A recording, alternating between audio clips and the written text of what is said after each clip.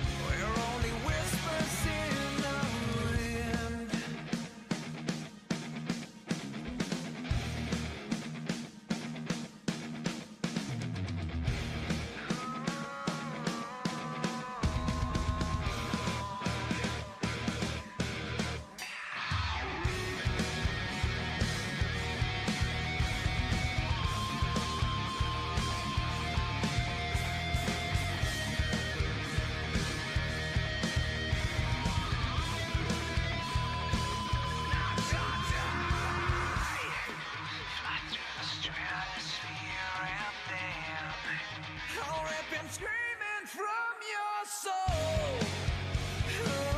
We'll watch it fall. Now your clouds are all gone. Come and set your light through. Just set your light through before we're only whispers in the wind.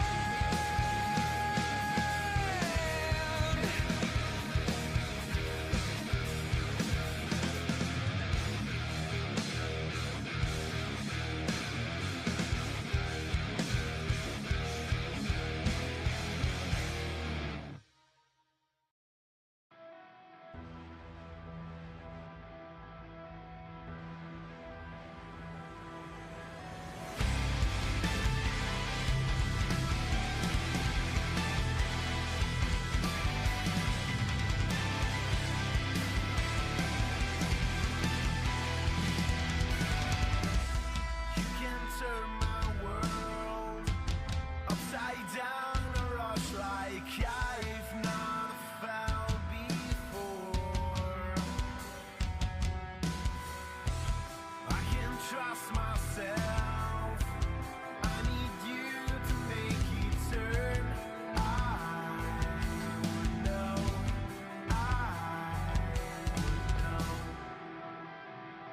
Will you follow me when the sky starts to change? Yeah, we won't be afraid. We'll never be the same again. Will you follow me? We won't leave it to chance. We can't write our romance. We'll never be the same again.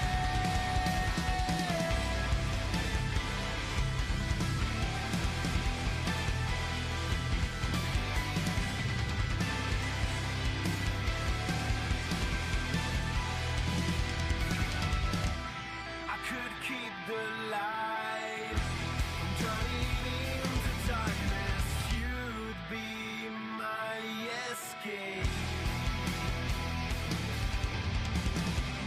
What have we been told? Is it true or false? Future might seem out of reach, but we're getting close. Will you follow me when the sky starts to change? Yeah, we won't be afraid. We'll never be the same again. Will you follow me? We won't leave it to chance. We can't write our romance. We'll never be the same again.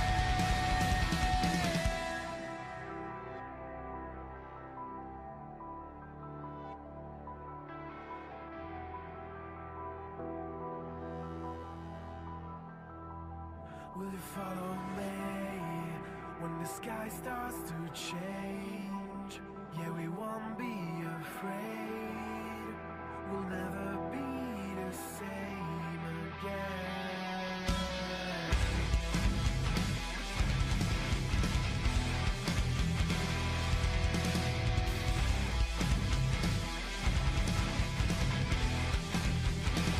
Will you follow me when the sky starts to change? Yeah, we won't be afraid. We'll never be the same. With anime in our souls and thoughts of wrestling out of control, we are a group of weebs who love the entertainment of professional wrestling. So allow us to be the voices inside of your head as we go through the wrestling event of the evening, give our thoughts and predictions on what's to come, and provide an experience inclusive to all you nerds out there. So grab your steel chair, yell for the table, get put through an experience unlike any other. Brought to you, of course, by Anime Wii Studio. This is the Weebs of the Ring podcast. Happy Monday to everybody. Hopefully you enjoyed your Labor Day weekend and ended it off pretty nicely. I know I did. I had some good old steaks with some family and all that, celebrating my nephew and and my sister's birthday. Both of those are this week and all that. So had a good time with that, and hopefully you had a good time with whatever you did, whether you were off work or you had to work. Hopefully you still had a good day anyways. But we're here to talk about the Monday Night Raw. They had one more show in Paris, one more show overseas, one more show in the afternoon, and not gonna lie, I thought it was pretty good. There were a few things that's just like, why are we doing this? Why is this a thing? And why are we wasting our time here and just doing a nothing match almost? But that's fine, whatever. Make the Prayers fans all happy and all that. So sit back and enjoy. If you're one of our returning listeners, one of our returning viewers, always nice to see you guys. Make sure you take your assigned seats at your tables and all that, but don't sit at the head of the table. That's for certain other tribal chiefs and all that. But if you're new around these parts, who are we exactly besides known as the Weebs of the Ring? Well, I, of course, am one of your co hosts. I am the most decorated podcaster in all of sports and entertainment, your reigning, defending, undisputed heavyweight champion of the world, Watkins here, helping guide you guys through the wrestling events of the evening and give a little tidbit here and there. But of course, never alone in this endeavor. Our visionary, revolutionary Vash, he is unfortunately called towards The Rock again. I think he had to help The Rock with all that weight he lost. I don't know if you saw that clip going around of The Rock at that new movie premiere of Oh his, yeah, I but saw he it. apparently he lost a lot of mass. Like he looks really different. So hopefully everything's fine with him. But I think Vash had to help him out with all those endeavors. But of course, joining me tonight is the man to help us process all these stories going forward, whether it's the Vision, whether it's the Judgment Day, or everybody in between. Ladies and gentlemen, the genius of the mat himself. Drop this box. Drop. How you doing tonight? So I'm doing pretty good. I enjoyed Monday Night Raw today when it comes to what took place tonight because, like I said, based on everything that transpired last night with Clash and Paris, they set up a couple things that I was very intrigued to see where it was going to go. And I got a couple of answers when it comes to directions that creative is going for the new stories that's going to be told moving forward. So I am looking forward to that. So I did get some stuff on here that I am excited to talk about. That's for sure. Oh yeah. Yeah, and we'll get into those too. And plus like some more teases of somebody possibly coming back. Maybe even Friday, or Yeah. maybe like the confirmation at least Friday. I don't know. We'll come to that when we get to Friday's show. This is Monday's show. We're gonna talk about all of it. So let's dive right into it. We're gonna talk basically our headline story has everything to do with the Vision between CM Punk, between him, Becky and Seth, and then of course Bron taking on Jey Uso and LA Knight. So a lot of stuff to go on with the Vision tonight. We're going to start first with this whole CM Punk nonsense, this whole CM Punk hoo-ha going on. So we see him periodically throughout the night. He's waiting at the gate for Seth and Becky to arrive. And apparently Seth's already there like later on in the night, even though he didn't pass by the entrance. And there was only one entrance, which is very interesting for an arena, but whatever. That's besides the point. CM Punk makes his way to the ring, and he doesn't plan on leaving the ring until Seth shows up. And out comes Becky to Seth's music, which I thought was a really nice touch with her kind of like reenacting Seth's entrance and all that. I thought that was kind of cute, kind of adorable and all that. But yeah, Becky and Punk end up having a back and forth right here. And I really like this because again, me with my intertwining stories making things more broader than they are. Becky brought up a lot of good points where like as she was trying to make history throughout the past 10 years, that fans continue to chant CM Punk, CM Punk, CM Punk. And obviously that'll bother some people. I mean, we saw it with Drew, we saw it with Seth, and we're seeing it with Becky now. And she's just not having it either. She's not having any of Punk's shit.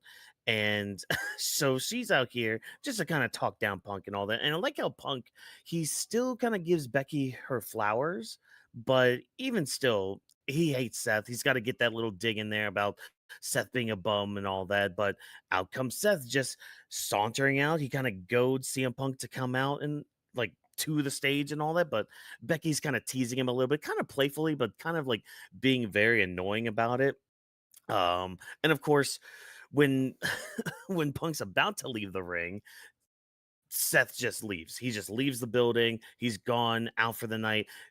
Punk turns around, eats like a plethora of slaps. Like some of those seemed pretty heavy on Becky's part towards CM Punk. So I feel like there were some hidden motives behind that. Like there was some like hidden animosity with her, like hitting Punk how she did out there. And she still kind of goads him to kind of hit her a little bit. And I love how Punk ends this off. He's just like, Seth is going to regret cashing in on me, and you'll regret putting your hands on me. And so Punk leaves. Becky's continuing to chastise Punk, kind of teasing the crowd too, and to kind of put that nice little period on this little note of a segment we had. Punk in the back sees Adam Pearce. He's like, hey, Seth is gone. What are you gonna do? Hey, where's SmackDown on Friday? It's in Chicago. Perfect timing. Perfect. I'll see you on Friday. So Punk's gonna be there on Friday's night SmackDown. But let's talk about this segment. I thought Becky really made some good points about how the crowd was treating her during Punk's absence from the company. But Drop, I want to hear from you. What'd you think of the segment? Anything that came to mind for everything besides like the AJ Lee comeback? I mean, I know we got a little bit of a Rhea tease being with Punk, but I feel like that's also kind of a red herring going into all this because Rhea's got some other shit going on with Asuka, which we'll touch on later on. But go ahead and talk to me. What'd you think of this segment?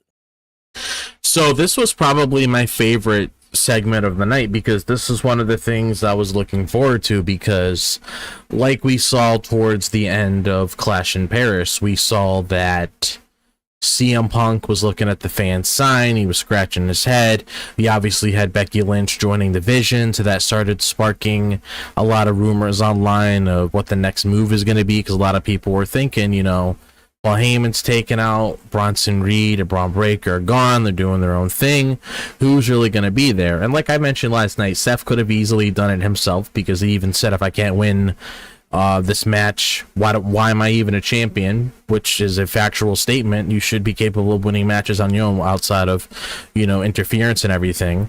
But at the same time, a lot of us were speculating somebody was going to come up. So with Becky coming in and now being a part of the story, it actually makes the Vision more compelling because of who's in it now and where it could possibly lead.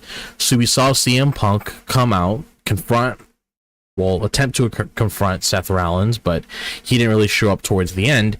But you had Becky Lynch come out, and then you had a little back and forth between the both of them.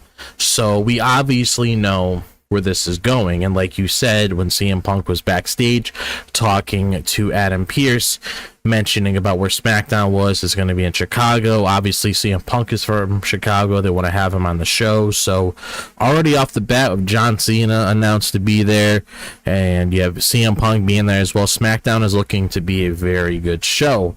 And it just tells me that they're going to have AJ Lee come back on SmackDown, because it makes perfect sense. That's the area that they always spark a lot of chaos. And if you really want to, start building to this thing, because I definitely do believe it's going to be a Punk and AJ versus a Becky and Seth match, you could easily, start the building grounds with that when she comes back on Friday. Then you start building it up until, WrestlePalooza, which I feel like is when the match is going to take place. And it just gets me super excited, because they're not ignoring the AJ Lee chants in the crowd. They're not ignoring the comments and everything, because before, when they didn't really pay any mind to that, they used to ignore it. They didn't acknowledge it. They either, turn their head around, look at the crowd if they were chanting the name, the signs or whatever, and they just let it go. Now you have Becky coming out saying, why are you chanting for somebody who hasn't been working here for years, and just making all these different kinds of comments about her and everything.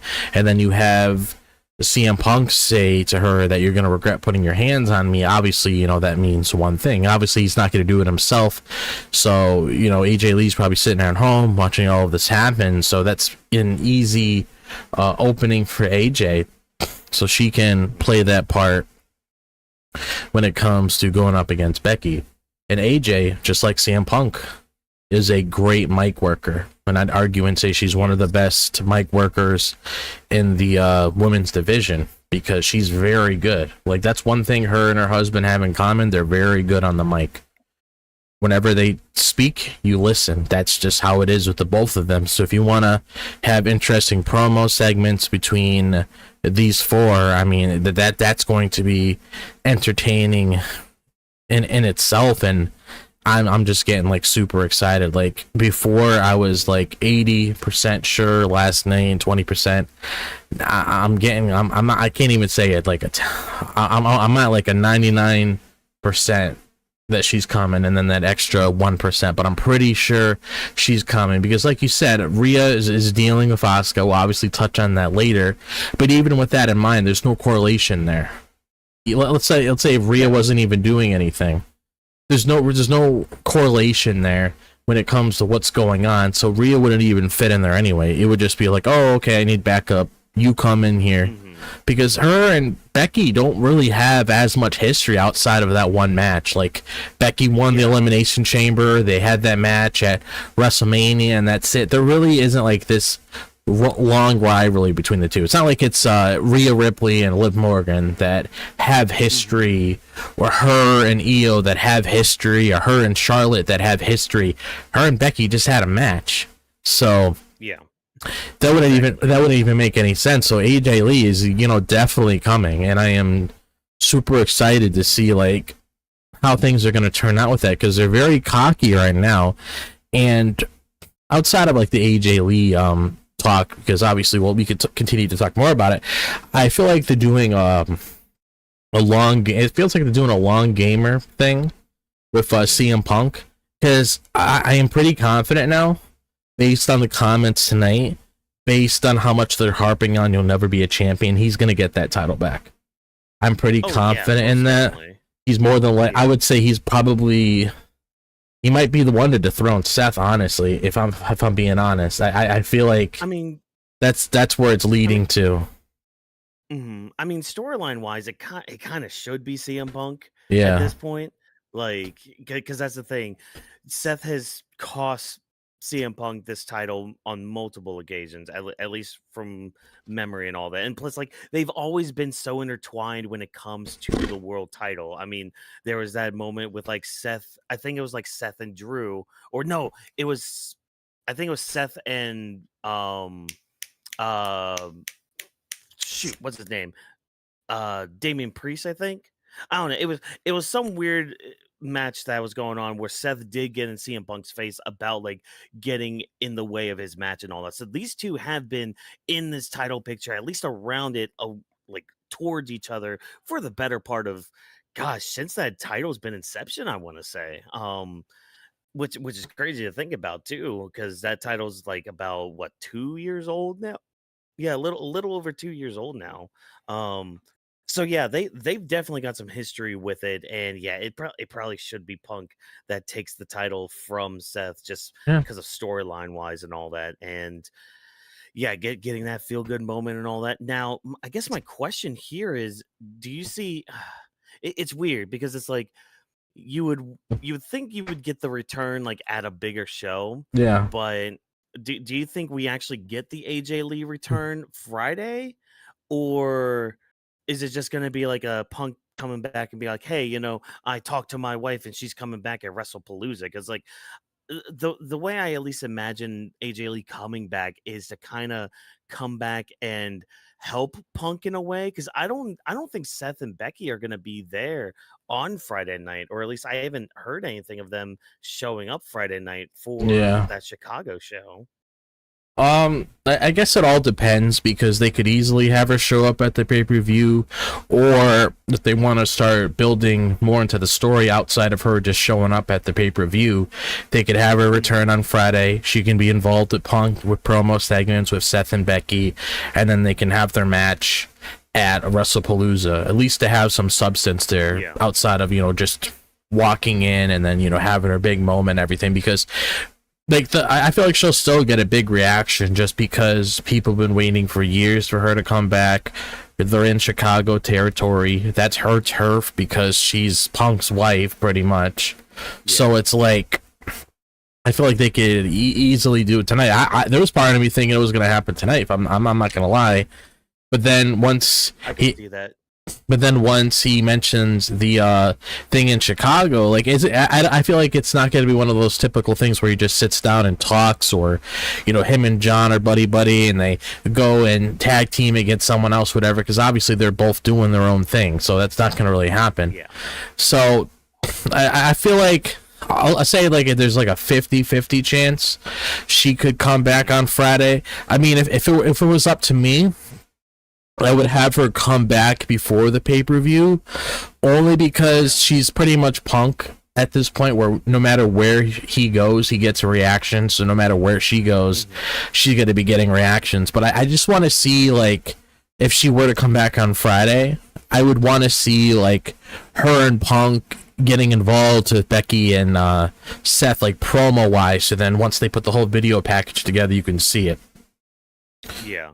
And I guess, you know, talking more with it with you, I could see it being like, I could see actually now AJ coming back on Friday to kind of give her that moment of coming back and like kind of getting that crowd reaction into her and all that, like just kind of getting that feeling again.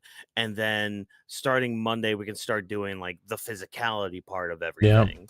So kind of giving her that moment a little bit. And like with, you had mentioned Cena being on the show too, I could see just like a short small little segment in the back with them. Oh yeah, I could see that, like, eyeing each other. Yeah, like nothing big or anything, not the like you said, where it's like, oh, we're gonna tag team against freaking whoever's on SmackDown right now, the Bloodline, the MFT or whatever. Like they're not gonna come together for a tag team match with that. Like Punk's gonna still be pissed off at John for what happened in Saudi, and AJ will probably pull some crazy things, because I remember some shit that she pulled back in the day with John. You know, she was that crazy character before some of these other crazy characters that makes sense. came into play. Yeah, that actually does make sense, because she did have that thing going on with John and everything. So if you wanted just to poke fun at it or whatever backstage or something, you could easily do something like this. And if it was up to me personally, I would make this like the main event of the show. I don't think it really works as an opening segment. I don't think it works as a middle segment. I feel like, because I mean, outside of, you know, what, because I honestly, if I'm thinking about it on the top of my head, I feel like John's more than likely going to open. And then, I mean, the only thing I could really think of is like some sort of bloodline thing closing. There really isn't anything that compelling to really close out SmackDown. So I feel like having Punk come out towards the end, talking a little bit, having AJ come back, I feel like that would be a good way to end the show. Because really, I mean, because I don't, because they would have said that Cody's coming back. We don't know if he's coming back this Friday. Otherwise, he would end up closing out the show and everything. So I would just have it close out the show, honestly. I mean, I'm kind of the opposite, because, and the only reason I am is because like throughout the whole show, we'll be anticipating, okay, is AJ Lee coming back? Is AJ Lee coming back? So like you're gonna have like the crowd just being anticipating that all night, and they're not gonna give a shit about what's going on the rest of the night. They're not gonna, I mean, obviously they're not going to really care much about whatever the MFT's doing. Like, I mean, I keep using them as the example here, but I mean, let's be honest, between like a Punk segment, a Cena segment, Cody probably coming back, like nobody's going to give a shit about the MFT. They're going to be there just for fodder and all that. Yeah.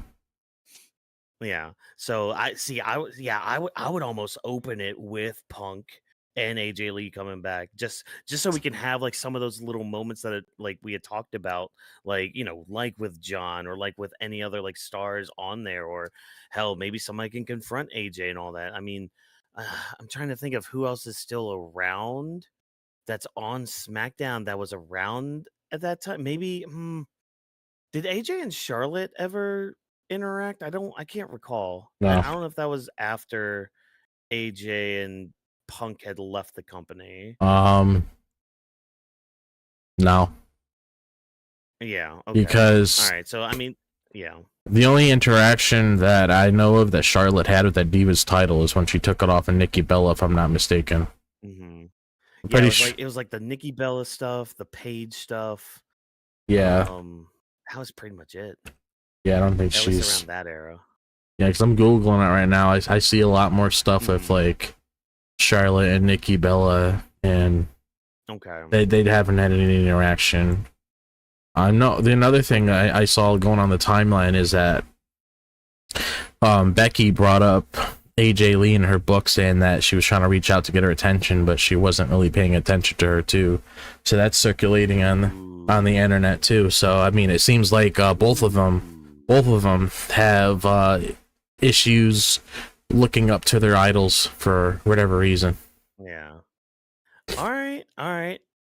All right. That's there's more depth in there than like see I love that. I love that when we're like intertwining both reality and wrestling and all that between each other, like in a good way. Like when it's done well, like this, yes, give me more of this stuff than whatever other BS we get. But I'm excited to see AJ Lee possibly come back. Like I'm kind of in the same boat as you. I'm more 98, 99% sure that she is coming back. Oh yeah. But there is still that just like extra 1-2% that's just like there's a possibility she won't, which will be weird how they might go around that, but whatever with that. Man, yeah, I see. I'm still trying to think of like what else they would do with her, like on SmackDown, just showing up and all that. But I, yeah, I'm just drawing a blank. But I think that's mainly because of just my time with WWE. Because when AJ Lee was more popular, that was when I was away from the company and away Yeah. from wrestling and all that. So like most of my knowledge with her is just when I was trying to catch up to everything, like back in like 2015, 2016 time. So yeah, but I am excited to see her back. I'm excited that hopefully she gets a good run back with the company, like especially a run that she does deserve, because I know she was around that time where Divas division was kind of a joke with Yeah. like their 3-minute matches and all that. So She had hopefully that she's able to at least she had that famous pipe bomb of her own exposing the whole women's division too. I don't know if you ever saw That's that. right. What yeah, was it because didn't that kind of was it her or Paige that kind of kickstarted that Divas Revolution stuff? Um so I Or was it will like a mix of the two? Or was it like give Divas a chance? I feel like it was more of AJ Lee pushing the needle. Like, Mhm. yeah, Okay. Paige was like the kickstart of that, but AJ Lee was like pushing the needle a little bit more, actually having promo segments, actually having depth, actually having quality matches, actually, feeling important outside of just going in there for 2 to 3 minutes and then just leaving and heading into the back. Like, she actually tried to hold her ground when she was there around her time, so she actually looked like a legitimate superstar instead of someone that's just going to be on television for like 3 minutes out of the show and then that's that. Like, she's definitely one of the pioneers in that department. Okay. All right. I'll just have to do some more homework then. I'm sure there's like some playlists on YouTube I can watch and listen to and all that. Just kind of refresh the memory from when I was catching up to everything and just yeah, kind of revisit a few things. But yeah, I'm excited for her to come back, have a decent run. I mean, her getting the IC title, that'll be something fun for her to do, something Yeah. good, something like to more legitimize that title and all that. Yeah. And yeah, I mean, nothing else. I mean, WrestlePalooza is going to be looking like a very stacked card. We'll get into the reason why later on, but we're gonna stick with the vision here for right now because Seth and Becky and CM Punk weren't the only things that the vision had to do tonight. Because Bron had to deal with two other guys. They had to deal with a Jey Uso and an LA Knight problem. So, excuse me, everybody. Jay started off the night and he's a little banged up, still with his ribs being taped up and all that, and he's wanting the vision to come out and finish what they started. But out comes LA Knight, which I love that LA Knight's like the first one to come out, and I love how he points out just exactly what we were talking about last night when it came to Jay within that fatal 4-way match. Because it's just like, and I love how LA Knight just phrases this. He's just like, you don't understand, Jay. We had Seth multiple times, and you spoiled it, like through the Slim Jim table, for example, through the announce table that LA Knight was about to put him through. Like Jay kept spoiling that for whatever known reason. And if you need help understanding what you did, I'll get you up to speed. So I'm assuming we're gonna end up getting an LA Knight Jey Uso program soon, once they're done with the vision and all that, which I would really much like, get them just out of that, like get whatever's in their system out of it so that way they can both move on to bigger and better things. And of course, out comes Bron to stir the pot.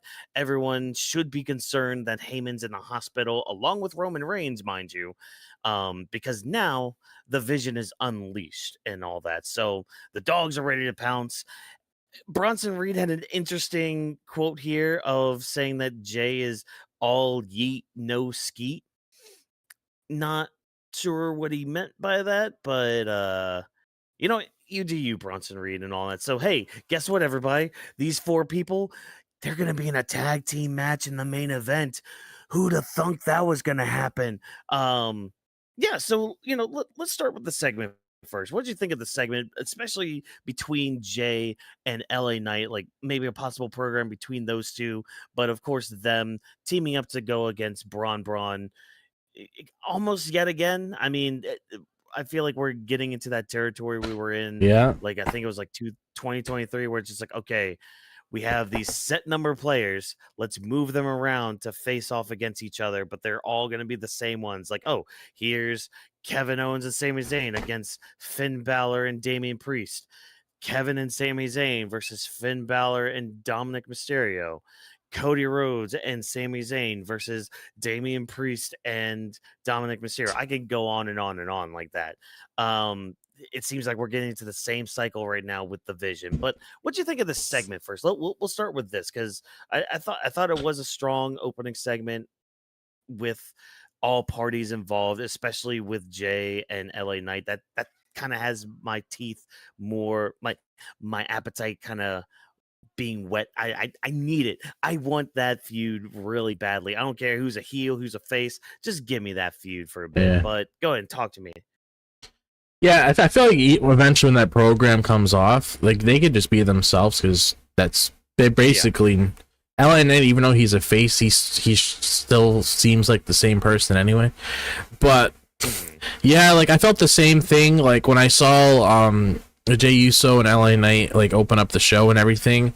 I thought at first it was just going to start building between the both of them because obviously you have Punk still focused on Seth Rollins when it comes to what we were talking about previously in the last topic. But you ended up having both of the Brons come out. And I had this weird feeling and I'm like, please tell me this isn't going to be the main event tonight.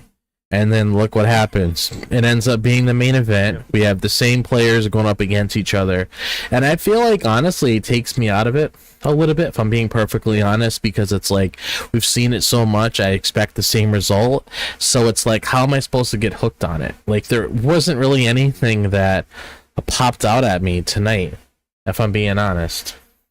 Like the way that the show ended and everything, where it's like, okay, you beat up both of the guys, you did your thing, and then that's it. It's like, it's just like very underwhelming. I'm not saying like the match is bad because it wasn't, but it's just the grouping when it comes to these two guys still, like, yes, we're eventually going to get to us. We got to deal with these guys. Like, that's why, like, there needs to be like a little bit more substance here because I can't like get fully engulfed in a lot of this stuff because I had the same issues like you mentioned when Cody was feuding with the Judgment Day or Sammy was feuding with the Judgment Day or whatever happened with the Bloodline on SmackDown when it came to the same people again and again. Like it's like missionary position every single night, like Roman Reigns says. Like that's literally just feels like very repetitive. And again, it's not, I'm not even talking about the match. It's just,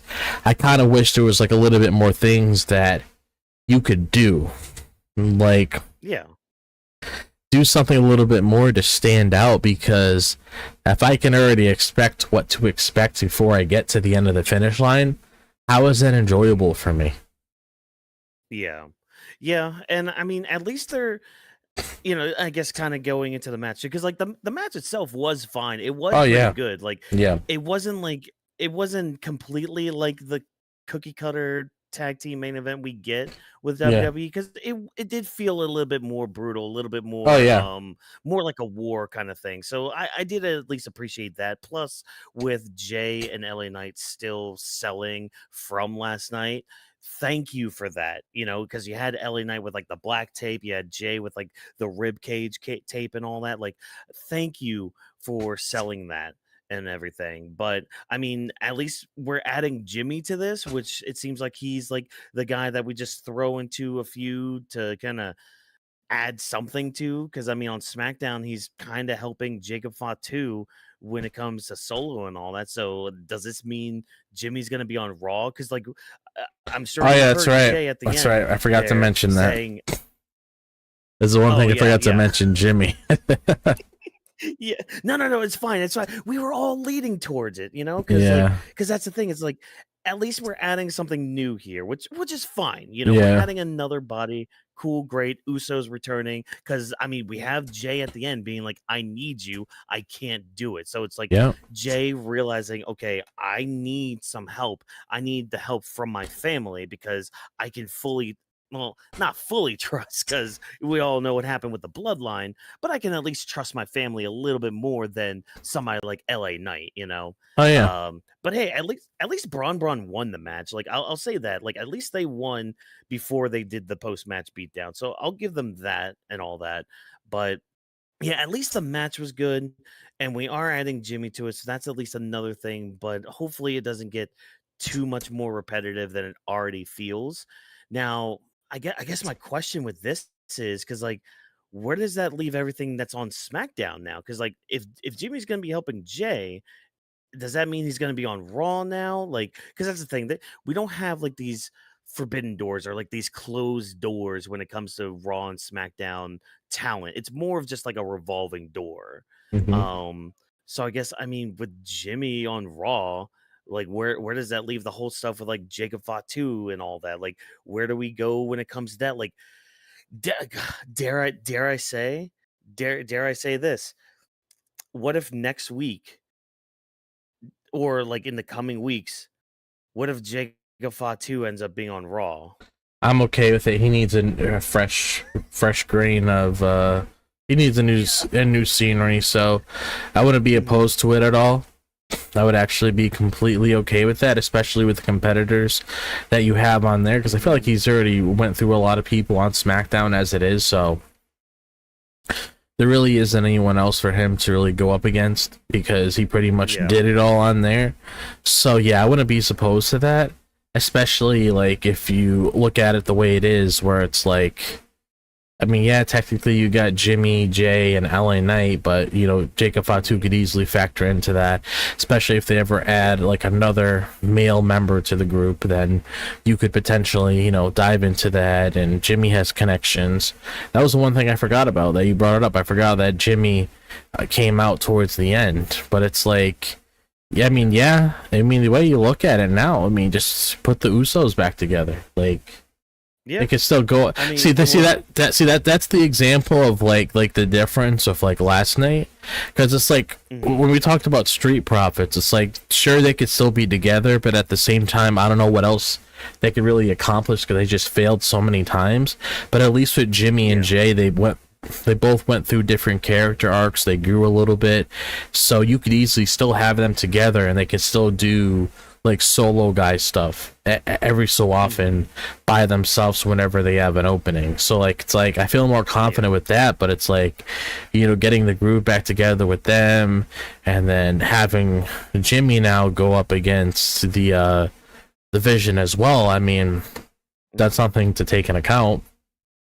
Yeah. So you got the Yeah, and like I'm just kind of thinking now too, and this is more just speculation. I know this is kind of off topic from the vision, but like if we are doing like this kind of revolving door thing here, I mean, if Jimmy and eventually Jacob go into Raw, honestly, I'd move the New Day to SmackDown because they're doing this whole thing where it's like, oh, the death of the Raw tag team division. All right, you're saying the Raw tag team division's dead? Okay, go to SmackDown. Deal with that division then, and especially if the Street Profits end up breaking up and all that and not being a team. Hell, SmackDown's gonna need another tag team, and if the Usos are coming back, there's your like new tag team now on Raw to kind of make up for that part. Bada bing, bada boom. It's just a waterfall of or gets a snowball effect of what could be happening if this were to happen. But again, that's more speculation. We're here to talk about the vision and all that stuff. So yeah, now that Jimmy's around and involved, maybe now they can kind of get more of the upper hand, especially when it comes to like Braun Breaker, because he seems to be the force to really like keep the vision together a little bit. Because like yeah, Seth's the leader and all that, and you got the God, they call Paul Heyman the freaking Oracle and all that. But like Braun Breaker himself is like the one to really get the job done, especially when people don't hold him back. Like he is the one that is just like, all right, yeah. We saw it last night when Roman was celebrating his win against Bronson Reed, who came out to initiate the post match Yeah. beatdown. Braun Breaker, who's the one that always wants to like kick ass, take names, and forget about chewing the bubblegum and all of that. Braun Breaker, he's the one that wants to Yeah. get things done, and he gets things done. It's very rare that he doesn't, because the only time he doesn't is when somebody holds him back and he doesn't immediately get on the attack. So yeah, he's somebody that like they need to deal with, and the best way for Jay to do that is to utilize Jimmy, his brother. Yeah, I agree. That'll probably be the best thing you could really do with him at this point. Yeah. So yeah, we're all here for it. Again, like the match though itself, like I thought it was pretty good. I mean, despite whatever problems Jay and LA Knight have, they at least are able to come together for a singular cause and all that. So at least LA Knight can kind of push things aside and all that, but he's still all about business. He's still like not fully on board with Jay, as we saw even before the match started, where like Jay tries to do his 4 letters, 1 word, and LA Knight stops and is like, nah, yeah. Like he's taking full on charge. He's trying to take leadership and ownership with it. So at least it's not like a, hey, we're still buddy buddy. It's more of a, we're still both faces. We kind of don't like each other, but you know what? Let's teach these guys a lesson kind of thing. So I at least appreciate the character, like both characters still being true to themselves. Oh yeah. Yeah. Oh But anything else we want? Oh wait, go ahead. no, I don't have anything else. Oh, sorry. Sorry. I thought you were starting something there. But okay, great. Well, you know what? We can move right along. We're done with the vision, done with them for tonight. Let's talk about another because we had like 3 matches that dealt with the Judgment Day tonight. Oh So boy. yay, team. Oh boy. Just like last week. Let's start off right.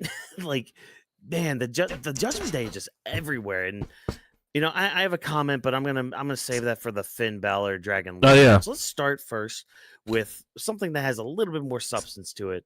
The Kabuki Warriors taking on Judgment Day. So this match is really happening because Kabuki Warriors want to avenge EO a little bit and kind of take revenge for her and all that, and make sure that Judgment Day know where they stand on the pecking order of things. And we get a little segment here of EO coming up to Asuka, apologizing for everything that's going on yet again. But apparently everything's okay since they're family, and Asuka just feels like the one friend that's just like, yeah, we're friends. You can't have any other friends. This is our group. You can't go outside the group. You can't talk to anybody else. Like we see this multiple times, not only just from Rhea the past few weeks, but we saw with like Nikki Bella earlier when like she congratulates EO for something that we'll get into here in just a minute. But yeah, so Asuka's really kind of taking control, and I kind of love too how like part of that is like when she walks off screen and she just yells for Kyrie. She's like Kyrie, and Kyrie's just like, oh yeah, yes, senpai, like something silly like that. And yeah, she kind of puts Asuka kind of puts down Rhea again too. She's like, look, we're gonna take care of the Judgment Day, unlike what Rhea can do. And again, Kyrie's still trying to play nice and all that, trying to play both sides, saying, look, I'm just gonna reassure you, Io, everything is going to be okay. The match itself, though, I thought was fine. You know, this is your typical kind of cookie cutter WWE weekly tag team match. At least with Asuka, though, man, I love watching Asuka go at it. Like some of her kicks and strikes and all that, especially towards Roxanne, really good. And of course, her pulling out the win by countering a lot of what Roxanne was throwing at her and getting her in the Asuka lock, really good stuff. So, Drop, what do you think of this first segment before the match itself, and then we'll get into some of this other stuff as we discuss everything. So, give me your thoughts. What do you think about everything? So I enjoyed the match. I thought it was good. I enjoyed seeing the Kabuki Warriors get some screen time.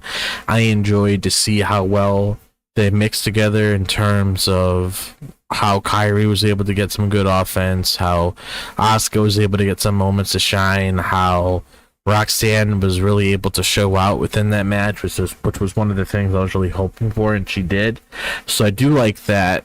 And I also, again, like what's going on here when it comes to the Kabuki Warrior storyline of Io, because one thing that we saw earlier, and I'm glad that Io got the reaction she did because she definitely deserves it, is when, you know, Io came to apologize to Asuka about what transpired, and they said it's okay since they're family, they'll take the care of the Judgment Day and everything, but it definitely doesn't seem like everything's okay, because obviously we'll talk about the later parts of it when it comes to like the next two threads of this topic, but it definitely seems like Asuka's being very possessive, because I at first thought it was just Rhea, which I kind of get.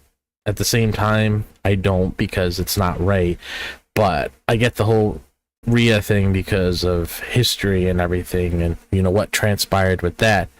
But now she's being very possessive with like other people, like Nikki Bella, for whatever reason, just congratulating her because, you know, Io is going to be having a match against Stephanie Vaquer, which is awesome. So I am looking forward to that. That's another thing that's going to sell a lot of money. Potential match of the year contender between those two ladies for a title on the line. And honestly, it's one of those situations where no matter who wins, I would be happy with, if I'm being perfectly honest. But we're finally going to get a definitive winner between the two as well. Yeah. Like, and I'm hoping there's not one of those things where Asuka ends up screwing her over or whatever. Or God, I hope not. Because, like, at the same time, I get it, but it would be a little lackluster, because I would want them to, I don't know, do something a little bit different before you get to that. Make it very well happen leading up to the match itself. But the main reason why I brought that up is because Asuka's just acting like very possessive, like not just Rhea, but now Nikki Bella, for whatever reason. Like, who's next? No matter who approaches Io in the hallway, she's going to act like that.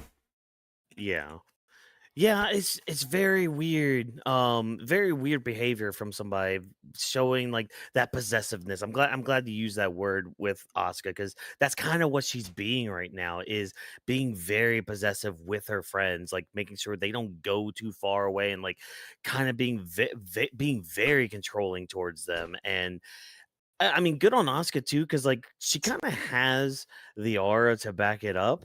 Because, you know, later on we do get her and Rhea confronting each other, because like Rhea's asked by Kathy Kelly, hey, how do you feel about, you know, not being part of the women's world title picture right now? And she's like, oh, it's fine, my eyes are never off the prize, blah blah blah, all that stuff. But like Asuka does show up and she's like, hey, you're not friends with Io, we are, and you need to just stay away. And like Rhea does try to push back, but nah.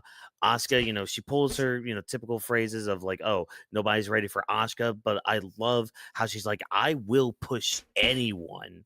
And so it's showing more of just that aggressiveness, that just how far she's willing to just to keep what she holds dear to her. But like it's coming across in a very negative way where it's just like you're gonna be ruining a lot of relationships, including the people that you're trying to keep close to you.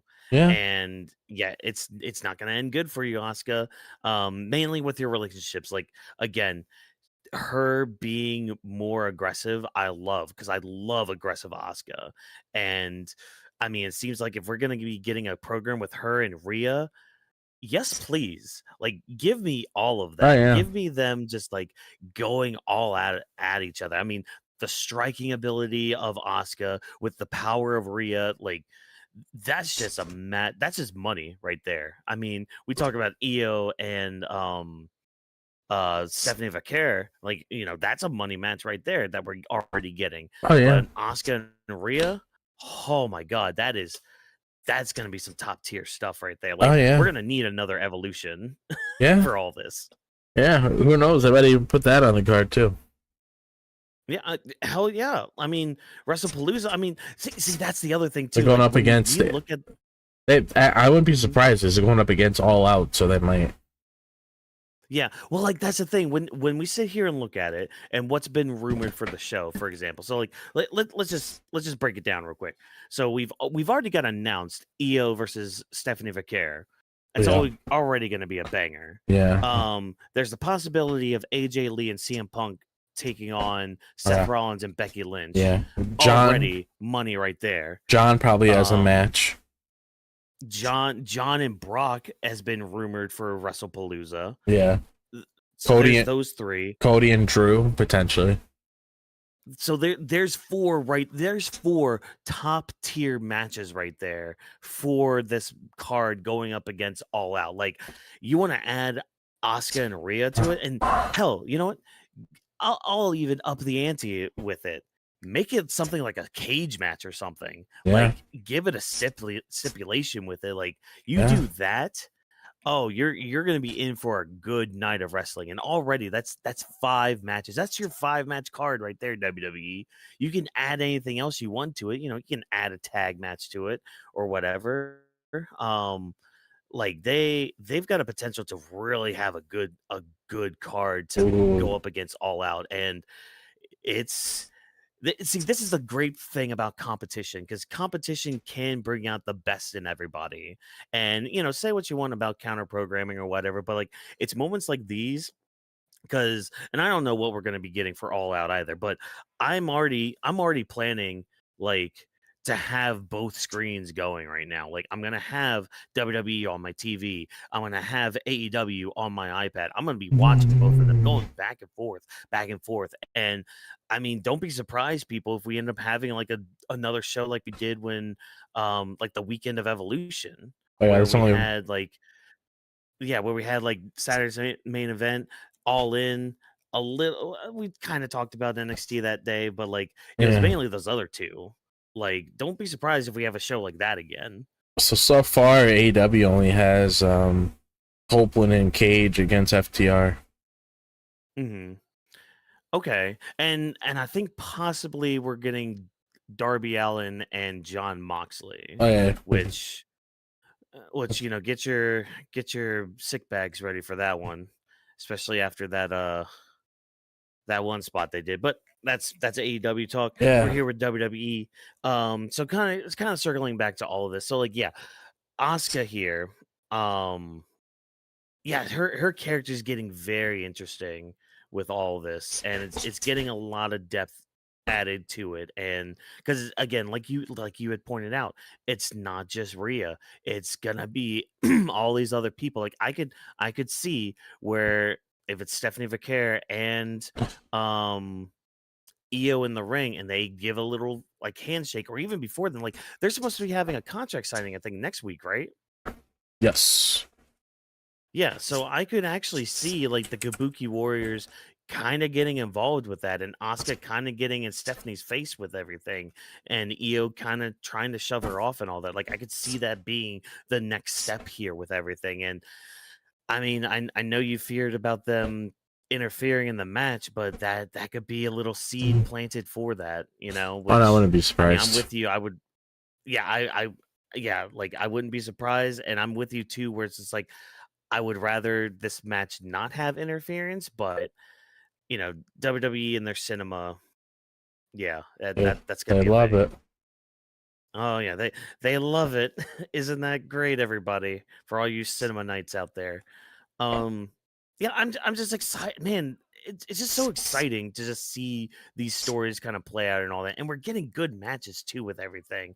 I mean, hell, next week it looks like we might be getting Roxanne versus Lyra Valkyria. Roxanne.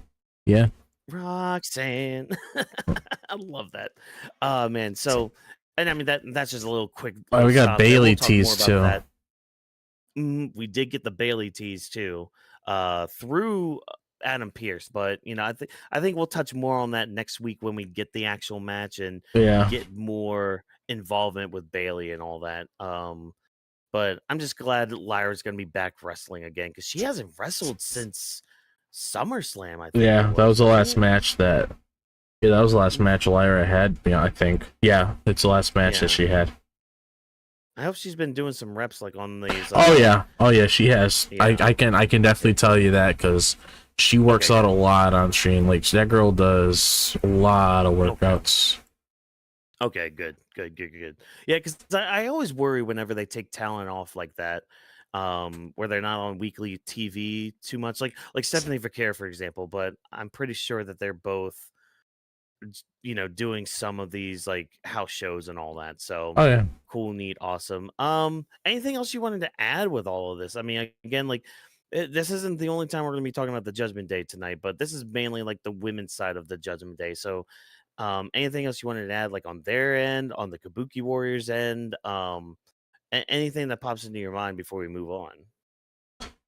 The only thing I would have to say is I'm glad we're getting some good depth on Raw when it comes to the women's division, because we got stuff at Io and Stephanie, now Asuka and Rhea, so it gets me very hopeful for whatever plans they have moving forward. Same. So yeah, very good. Oh yeah, very very good stuff, I think. But one thing that doesn't get me hopeful is this next match. Oh god, which kind of felt like a nothing match. I'm not gonna lie. Like, so we had Finn Balor versus Dragon Lee. Oh, keep in mind, Finn Balor came out with his plastic belt from Walmart. Wait, what? What happened? Oh, he came out with his plastic championship belt from Walmart. Because it's a prop. Really? Hold on. Wait. No, I'm saying that because those world titles that they have are props. They don't. Oh yeah. Yeah. Okay. I was just like, wait. There's no way he actually came out with the. Oh no. With a toy belt like this. Oh no. No, it's like I pretty much call those titles that they have props, because they don't really do anything with them. So just seeing it on there, I mean, I don't get it. I mean, I'm more of a champion right now than you are, Finn. Yeah. So how's that feel for you, buddy? Oh man, but yeah, like on paper, Finn Balor versus Dragon Lee is a banger match. Oh yeah. Well, and like they did have like a good sequence in this match, but it's literally like you look away, you come back, oh, coup de grace, it's over. That was me with this match. And I'm just like, what happened? And commentary is just like, oh, JD McDonough got in the way. Blah, blah, blah. I'm like, what did he? Can you guys show a replay? And I missed, and the only replay they showed was the freaking coup de grace. And I'm like, okay. So I guess that match just happened mainly for the live crowd, which lucky live crowd, I guess. But this match was mainly just to say, hey, because of the interference, Adam Pearce made it official that Judgment Day are banned from ringside for Dirty Ass Dom's match with AJ Styles. But I don't know. Do you have any thoughts on this besides like just this being a storyline match, I guess. Like, I don't know, man. It sucks because, like, on paper, this should be a banger match, but nope, nope. Just using this as a reason for why Judgment Day aren't there to help Dom out. I mean, I'm just gonna be up front and say this didn't do anything to me. It didn't do anything to me. At least there's more substance with the next thing we'll talk about. But at the same time, this didn't really do anything for me because, like you said, it should be a banger match. Finn Balor's a good wrestler. Dragon Lee's a good wrestler. But at the same time, it's like, okay, you got Judgment Day getting involved, Finn hitting his finisher, Dragon Lee getting submitted. What are we doing with Dragon Lee? We don't know. I mean, that's another story for another conversation another day. And then you got Adam Pearce coming out, banning the Judgment Day from ringside when it comes to Don's match later on. I mean, it's pretty much rinse and repeat. You get your hands dirty, you go to the sink, you put the soap on, you wash your hands, and then that's it. And then you go out, you get your hands dirty again, you wash your hands, they get clean. I mean, there really isn't anything out of this, and it's unfortunate because you look at the people that are involved. Like, imagine, having Cody Rhodes and Roman Reigns run it back, and then you get something like this. Mm-hmm. Yeah, dude. When you're just talking about like washing your hands so much, it made me think of that one bit from Rocco's Modern Life where I forgot the turtle's name, but he was talking about, like, as he was reading comics, he's like, you lick your fingers, wash your hands, you flip a page, you lick your fingers, you wash your hands. Like, that it just made me think of that Oh, bit yeah. right there. But I mean, that's basically it. It's just like you just look at this, it's a turn page, and oh, we're already to the next thing. Yeah. Like, come on, guys. Like, let these guys go out there and just have a banger match, man. Like, again, there was like this one great sequence between the two, which was really good. Like, led to like that sit out power bomb that Dragon Lee did and all that. It's like these guys can go. Let them go. Like, especially Dragon Lee, man. Like, Dragon Lee can put on a hell of a match, and you're just gonna keep giving him like almost nothing. You're gonna keep producing nothing for him. Come on, man. Yeah.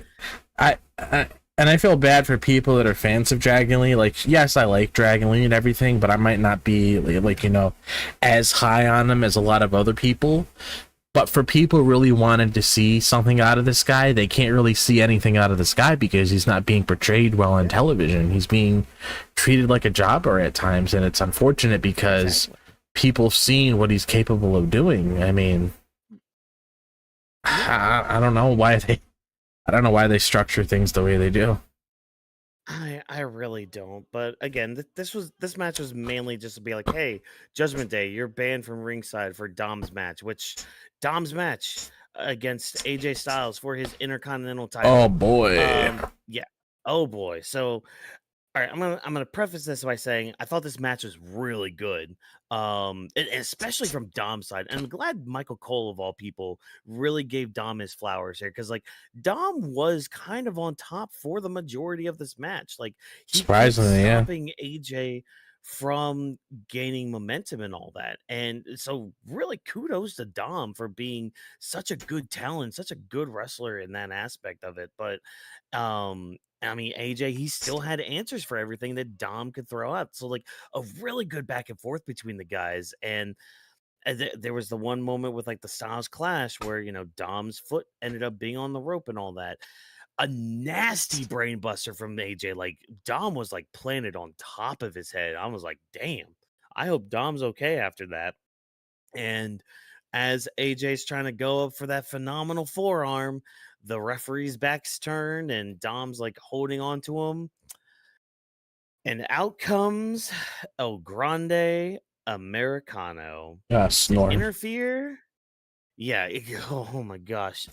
To just pull out all the snores, to pull AJ off the rope, to hit him with that loaded headbutt of his. Oh, the little plate. Yeah, with the little plate in his mask.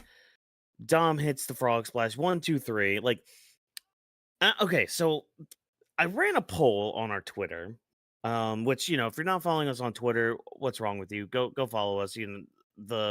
the ats right there on the screen, Weebs the Ring, all that stuff, links below, all that fun stuff. So I ran a poll. Yeah, you. Yeah. But so I ran a poll because I was very curious how everybody felt with this. So I asked everybody, how we feeling? Was it the right call for Dom to retain as he did, or should AJ have won the IC title? And I had three choices here: a clean win for Dom, it was fine as it is, or AJ should have won. The first two options of like a clean win for Dom or fine as it is, both were at 9%.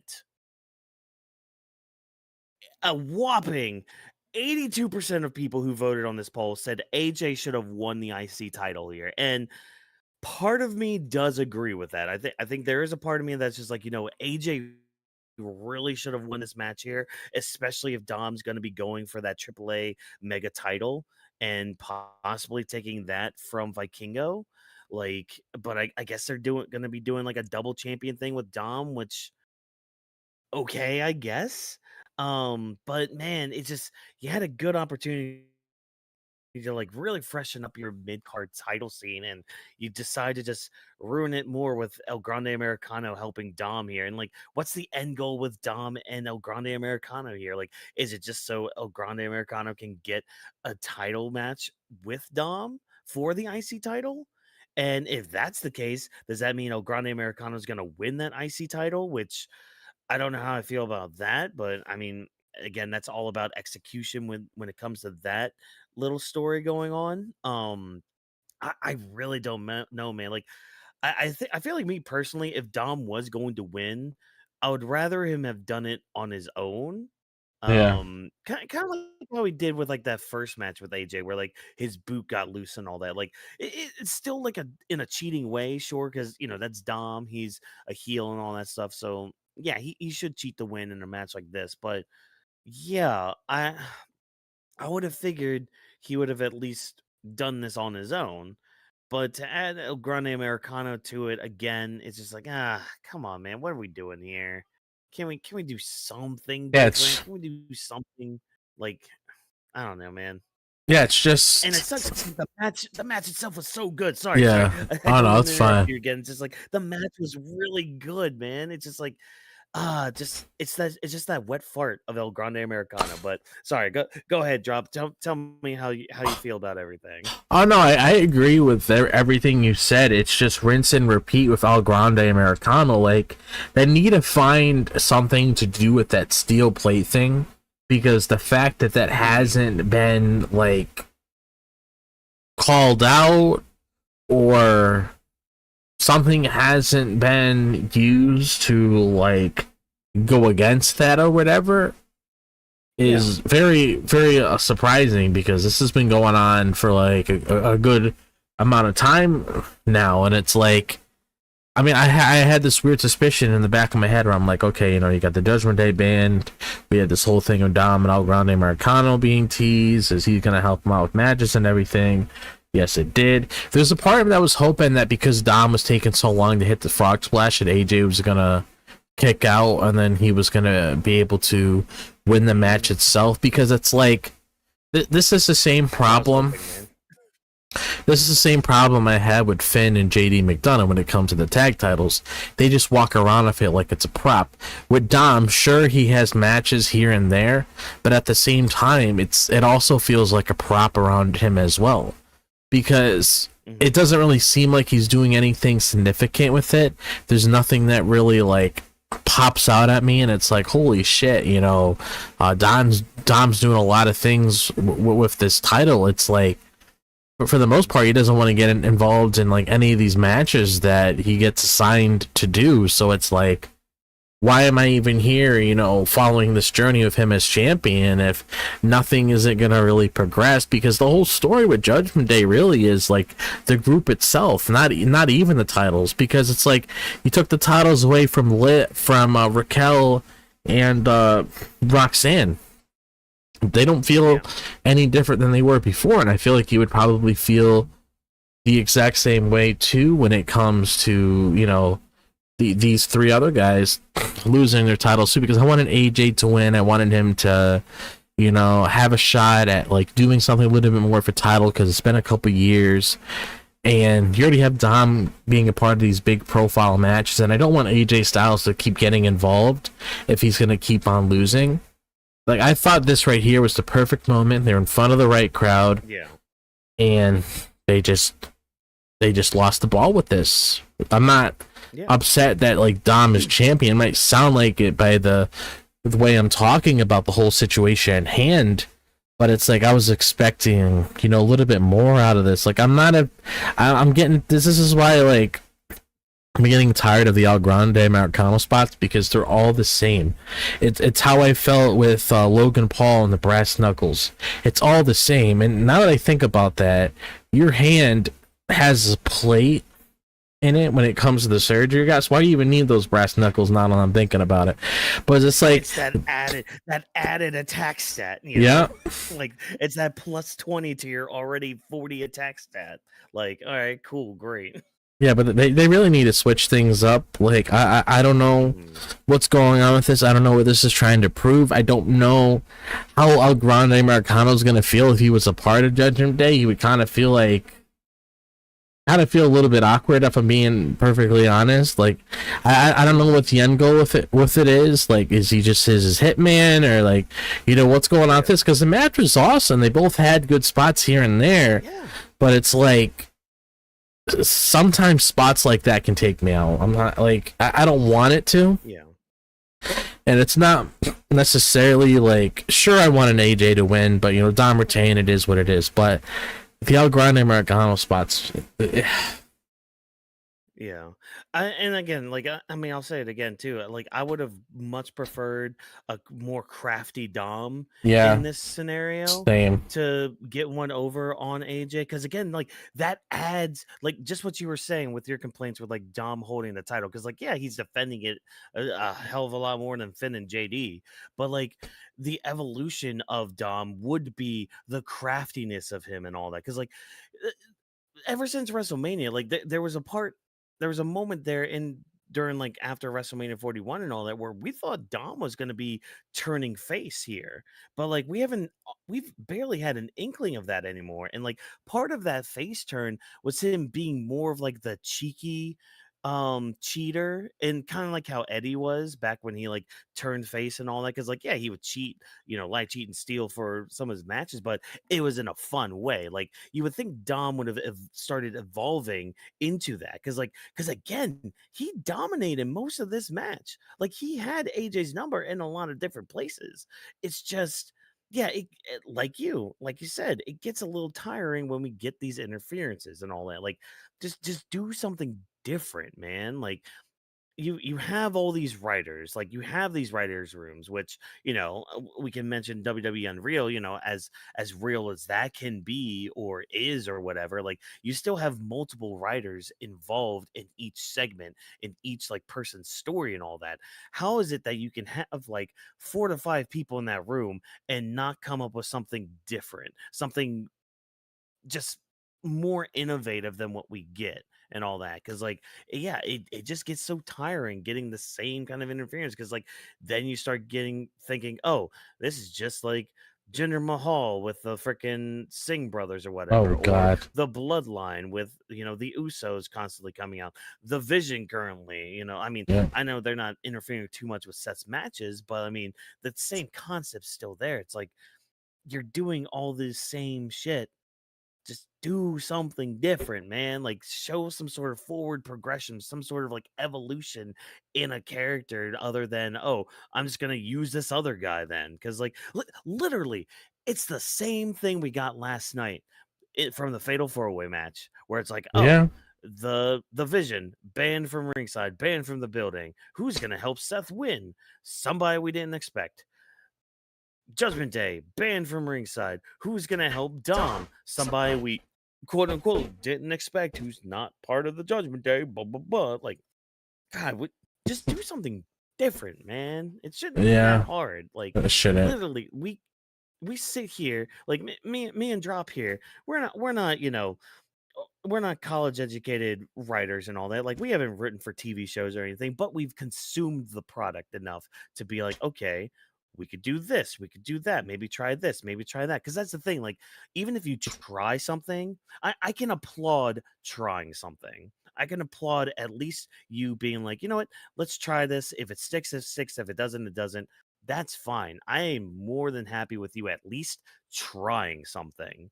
But if you're just gonna keep going down the same well over and over again, I'm sorry, man. Like I can't get behind that. And like after last night, we thought somebody like Rusev, for example, was gonna be moving towards the IC title picture. And like, yeah, we get a video segment later on with him being like, "Oh, I'm moving towards the future," but where does he go? Like, I mean, Yeah, we yeah, don't he know. could, yeah, like he could face off against Dom.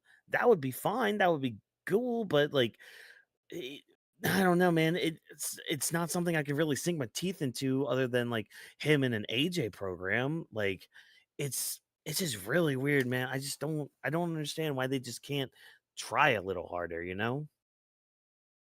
Yeah, I really wish there was more to do with that. It just seems like very lazy, copying the same concept that we saw before. Like, I need to start switching things around every so often in order for it to feel different. Yeah. So, and I mean, this continuing story is just him and Finn, like with their plans and sneaking around, and who comes out on top more with their plans and all that. But like right now, they're kind of tied in that aspect when it comes to that. But like Yeah. something's gonna have to give sooner or later, so that way we can have a payoff for the slow burn that we've had of the fall of the Judgment Day, which they haven't really been falling too much, considering they still hold some top titles in the company and all that. Well, hey, you want to talk about a house show match next? Sure. Because we got the New Day and Grayson Waller taking on the War Raiders and Penta. Hopefully, this ends the whole stuff that deals with Penta and Xavier Woods and the New Day and all that. Yeah, Because I don't get it. it's yeah, like because on one hand you have the New Day trying to like mourn the death of the Raw tag team division, but then you have like Penta involved with them, and Mm. it's more along the lines of like, oh, you ruined my very expensive hat, and now I'm trying to get the Mexican Destroyer banned and all that. So it's like, hopefully tonight was the end of this. But I mean, this was a fun match though. I will say this, very house showy, especially the moment with like Penta doing the dance with or the walk, I mean, with the War Raiders and all that. Um oh, and also the chant that France was doing for Penta, the ole ole ole ole cero miedo. Like I thought that was good. I thought that was a good chant for Penta and all that, and he ate it up as well. But I don't know. This was more of just a house showy feel match, which again, nothing wrong with that. It was fun, but I don't have a lot to say about No. it really. Yeah, Other than I hope it's the end of this program. yeah, I don't have anything to really say about it either. Like, I'm really hoping this is the end. They figure out what they want to do next because, I mean, the New Day has been dealing with the War Raiders for like the past 5 years now. So it's like Yeah. it's like a never-ending story between these guys because they just keep fighting and fighting and fighting and fighting. And now you got Penta involved now, and he doesn't really have any sort of direction outside of whatever's going on right here. So it's like we really need to start kicking things into gear because I Yeah. mean I didn't feel anything here. I didn't either. And I mean, unfortunately, this never-ending story doesn't have a mystical dog dragon to fly us to the next place. So No? I don't know. We'll fly back to the States here eventually. And I mean, with the quickfire segments, I mean, I had mentioned the Rusev video package. It's mainly just him looking to move forward. I mean, he's done with Sheamus. He's kind of proven that That's like good. you can, yeah, which is good. Like nothing wrong with the program they had. The program they had was great, but like, yeah, it's time for them both to move on and all that. And I do like how he kind of said, yeah, now that I've kind of beaten Sheamus into submission, maybe we can be friends now. Now that he knows that, he's beneath me and all that. So I don't know, put him in the IC title picture, get the title off Dom. Yeah. That would be the perfect scenario, honestly. Yeah. Um that's really all I got for that, unless you have anything. No. Yeah.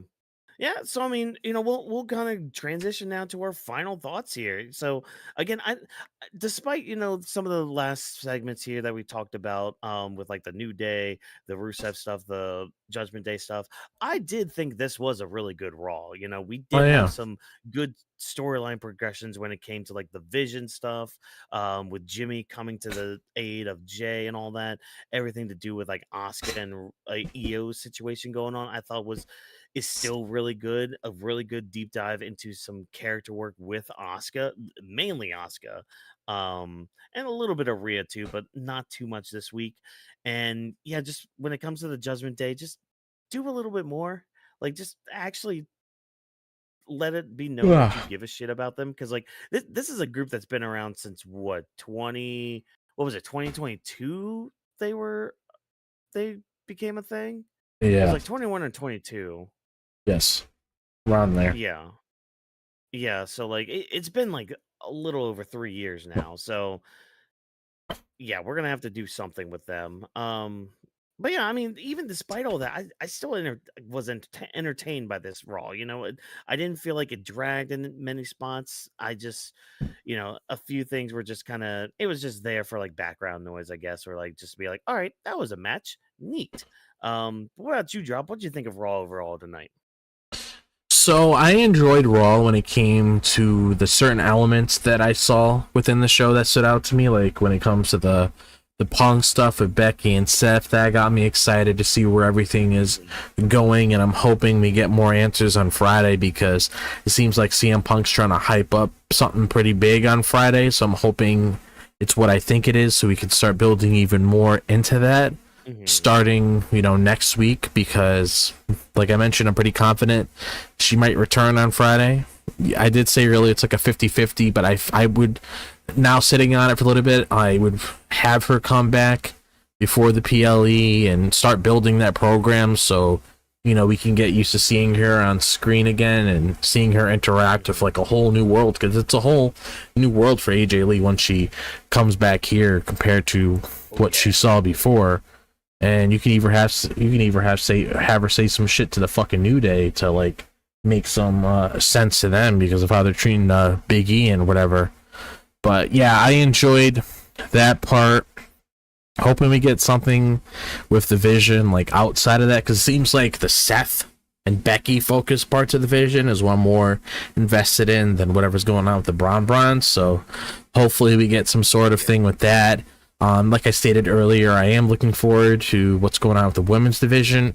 We got Io and Stephanie to look forward to. They're getting their contract signing next week.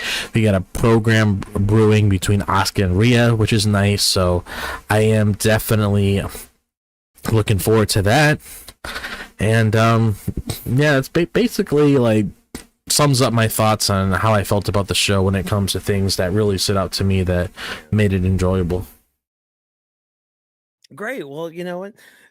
That was basically our thoughts and opinions on Raw tonight. And hopefully you guys in the chat or in the comments below, let us know your thoughts and opinions on Monday Night Raw, where you might see everything going and all that. I'm gonna do some quick plugs really quick, because I'm starting to kind of feel my dinner right now. So we're gonna end the show right around here. Oh So yeah. you know. All of our links to our social medias are down in the description below. You see the handles right there in the yellow, at Watkins MW, at Drop This Box, at Enema Studio, which is the parent company of at Weebs of the Ring. You can also follow Vash at Legend D Vash, and of course use the hashtag Weebs of the Ring to interact with us before, during, or after these shows, because it's a great way to kind of keep the conversation going and into the show. And we're going to continue to up our game and make this show something very much enjoyable and a nice, good space to kind of voice your overall thoughts and opinions on the world of professional wrestling. So thank you for taking time out of your day to listen to the Weebs of the Ring podcast. Again, if you enjoyed what you had to say, be sure to hit that subscribe button, hit the like button, because remember, every single like means that not only Sydney gets a treat, but that means Buddy gets a treat. And I am blanking right now on Vash's dog's name. Brownie. So make sure Brownie. Okay. I wasn't sure if it was Brownie or Cookie. So Brownie. Make sure those three dogs, they're all very good dogs. we want to make sure they hit that like button, because every like gives those dogs a treat. So yes, do all that wonderful stuff. Using the hashtag, all that stuff, feedback, please, and thank you for everything, all the support that you guys give us. Thank you, of course, to our production team for all the hard work that they put in. And of course, Weebs of the Ring is presented by Anima Wii Studio. And thank you once again for joining us. And remember, as always, no stunt grenades were harmed in the recording of this podcast. Have a good night, ladies and gentlemen. We'll see you Thursday for Grappling with the Week and Friday for Friday Night SmackDown. Have a good night. Peace out, guys.